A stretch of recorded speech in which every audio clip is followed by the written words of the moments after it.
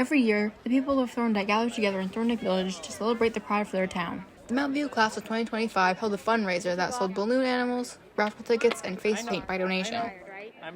Hi. Face painted. Woo! There were also many other vendors that sold handmade products of many varieties, like stuffed animals, jewelry, decor, and baked goods. Some participants in the parade that was held earlier that morning stayed later to show off their vehicles.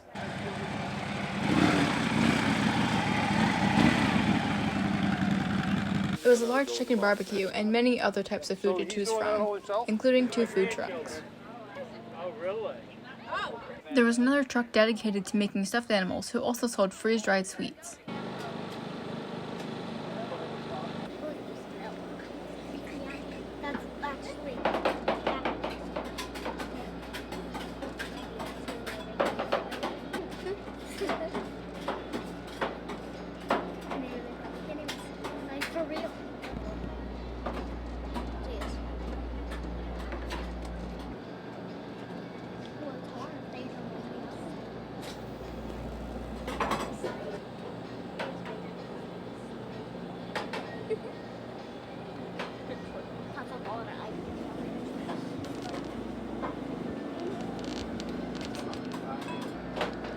I'd like to welcome everybody to Thorndike today. I hope you're having a fun time and enjoyed the parade. I'm part of the Masonic Order, and we had a grant given to us for the town of Thorndike for the Cemetery Committee, and at this time, I would like to present this check for $2,000 to the town of Thorndike to help rebuild the cemetery. Veterans Memorial that they're putting up in town. So I want to give the town of Thorndike a big hand. I wrote this song 40 years ago. Every year I added a different verse. For 24 hours, you can buy these, and they're $3 a piece. But it includes all the history of Thorndike. Whoa, Thorndike, where's she at? Whoa, Thorndike.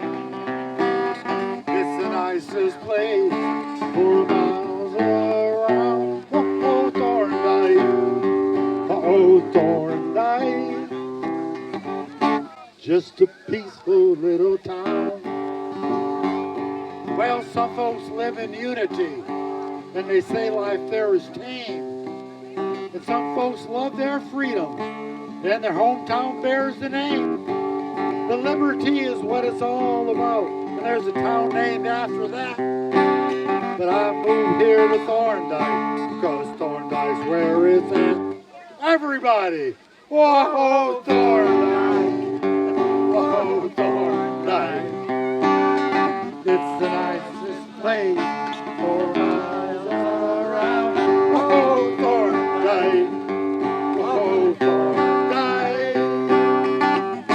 Just a peaceful little town. And by the way, they have Thorndike shirts, right? And on the back it has, they used a line from my song. Wow. Just a peaceful, I'm so honored. We got the opportunity to interview vendors about their businesses. Conscious Possibilities has been registered with the state for 27 years. And you guys are from? Dixmont, Maine. What's your business about? Mostly, I started with making organic medicines. So they're natural solutions to everyday problems. A lot of them is like pain and dermatitis type stuff. And is this like a one-woman business? It is. Awesome. Yes. Is this your first year at Thorndike Days? It is. It is? Yes. Do you think you'll come back? Oh, sure. Well, it's in my genes to know how to go after the herbals. And I like to see people well and happy. It's a simple request, right? Do you have a website? I do. It's www.consciouspossibilities.net. Awesome. Thank you very much. You're welcome. Thank you.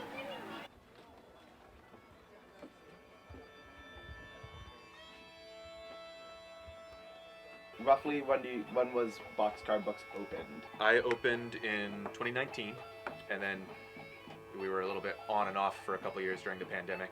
But yeah, I'm here mostly on the weekends through the end of the year, then closed for the doldrums of winter. Mostly used books. I'm an anarchist, so I especially focus on leftist politics and stuff, sci-fi, a little bit of everything.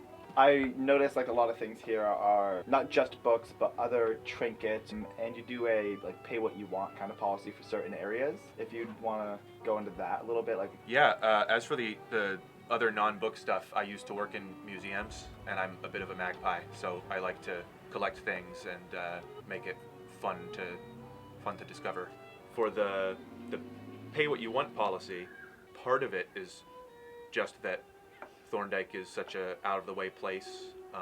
I want to make it accessible to people. You know, if you go to New York City and you're talking like first editions and stuff like that, then it's a seller's market. But I wanted to make it accessible for people to start their own collections. You know, connect people with books and not make price an obstacle for that. And I'm also just an anti-capitalist, so I believe that if I happened upon something, that shouldn't be seen as an opportunity for me to gouge other people. I want to connect people to the experience of, you know, so physical a base books. layer of accessibility. Yeah. And if people come in and they want to trade stuff, or say there's someone who's traveling with a backpack and a guitar and doesn't have a lot of money, you know, I try to not make money or lack of money a barrier to connecting with a book. Friday, Saturday, Sunday, 11 to 5 for the most part, and other times by chance. Since I got started on the press, I'm here during the week more often. So start off with, what's your name? Mayo Cookson, M-A-Y-O. Basically, what the Maine Masons, we're a fraternal organization dedicated to charities to help mankind. We basically do some grants. We deal with Bikes for Books. We do senior citizen grant, community service projects. The youth programs, we do some for them, like, you know, sports. We also assist Waldo County. We donate money to them to help assist some of the students there don't have money for, say, if they're VOTAC, they need money for tools. Basically what we are is we take good men and try to make them better. Today we put out, you got that on film, where we donated $2,000. How long have you been part of the Maine Masons? I've been close to 40 years. Close to 40 years. Yeah, had to believe. It's difficult to believe that I've been there that long, but I have been. Any message, anything that you could say maybe from the Masons as a Mason? The biggest thing we have is obviously membership. We're always looking for new members, new blood. Once you become a member, you can always travel worldwide or even countrywide. Thank you very much. You're welcome. I'd like to tell you more, but I'm not a very good public speaker, so. But it's made me a better public speaker. When I first started, if you'd asked me to stand here and talk, there'd been no way I could have done it. When I was 30 years old, I was what you'd call very shy. But I got through the Masons, I got forced into going out and talking to people. And there's always lessons to learn, you know, moral lessons and such. They basically call Masonry a secret society, but we're not secret. As a matter of fact, I'll invite anybody that would like to come over and learn more. We meet here in Thorndike on the third Wednesday, 6:30. We do a potluck supper. Our meetings are at 7:30. And anybody that'd like to come over to a very good meal and learn more about Masonry, they're definitely welcome. And we're always looking for younger men, you know. I mean, we're getting to the point where most of the members are, I'm 66, a lot of our members are in their 70s and 80s, and a few that make it into their 90s. We need to recruit some new members, basically is what it boils down to, because we do a lot of good in the world, worldwide. So, thank you very much. you're welcome. I'd shake your hand, but Yeah. so be it.